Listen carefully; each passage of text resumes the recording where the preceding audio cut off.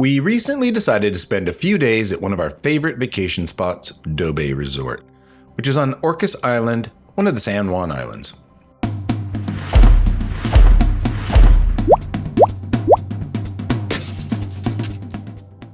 The first day of our adventure was mostly driving to Anacortes, Washington, then taking an evening ferry ride to Orcas Island.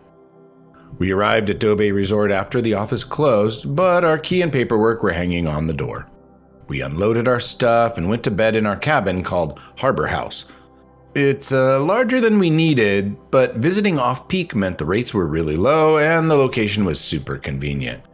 We've also stayed in yurts and in a geodesic dome at Doe Bay. On the second day, we explored Doe Bay grounds a bit, walking out to the camping area, there's sort of a little peninsula, and to the organic garden, where we visited with this furry guy while his owner tended the garden. We then stopped by the Doe Bay store for some snacks and a few souvenirs before refilling our coffee in our cabin and heading off to nearby Moran State Park. We drove up to the top of Mount Constitution, the highest point in the San Juan Islands, at 2,399 feet, which is 731 meters. There's a short trail from the parking lot that leads to a clearing and a stone tower that looks medieval, but it was built in 1936 by the Civilian Conservation Corps. The views from Mount Constitution can be absolutely breathtaking. You can often see Mount Baker, Mount Rainier, much of the Cascade and Olympic ranges, the San Juan Islands, even Canada. And there are a few other viewpoints on the way up the mountain that are also amazing.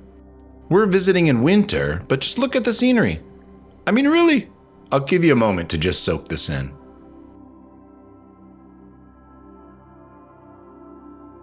There are trails all over the park for hiking, mountain biking, and horseback riding. We hiked some of them at the bottom of the mountain, visiting Rustic Falls, Cascade Falls, and Cavern Falls. And lots of ferns, like more than on the planet Endor. Wait, maybe this is the planet Endor. Anyway, back at Doe Bay, we relaxed in the spa and serenity garden. It has outdoor soaking tubs and a sauna that you can reserve, and they only allow about a dozen people in at a time. I can't show you the tubs because it's clothing optional, so you'll have to check them out for yourself. After soaking, sweating, and showering, we had a delicious farm-to-table dinner at the Doe Bay Cafe. House ciabatta, butternut squash soup, and roasted chicken with veggies and potatoes. Oh, yum. On the third day, it was raining in the morning, so we slept in a bit and then went to the classic Rosario Resort for a delicious lunch and to walk around a little. Rosario Resort always feels so peaceful. We returned to Doe Bay after lunch, plugged our car in at their charging station so we'd have enough battery to get home, and relaxed a bit before getting massages in the massage hut and making a cozy pasta dinner in our cabin. On the fourth day, we returned to Moran State Park and walked the trail that goes around Lake Moran.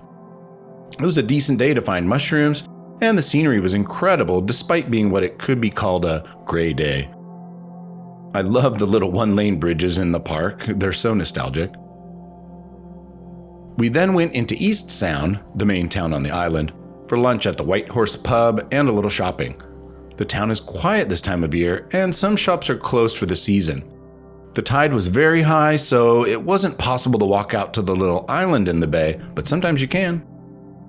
After lunch, we went back to Doe Bay for another soak in the tubs and sauna. It was a little too cold for me to dip in the ocean as a cold plunge, but some people did it. We got dressed after our soak and enjoyed another delicious dinner at the Doe Bay Cafe. We love the atmosphere and the food there. On the fifth and final day, we packed up and took a chilly but mostly sunny ferry ride back to the mainland and home. We love Orcas Island and Doe Bay. The San Juan Islands are beautiful any time of year, and we always come home feeling refreshed.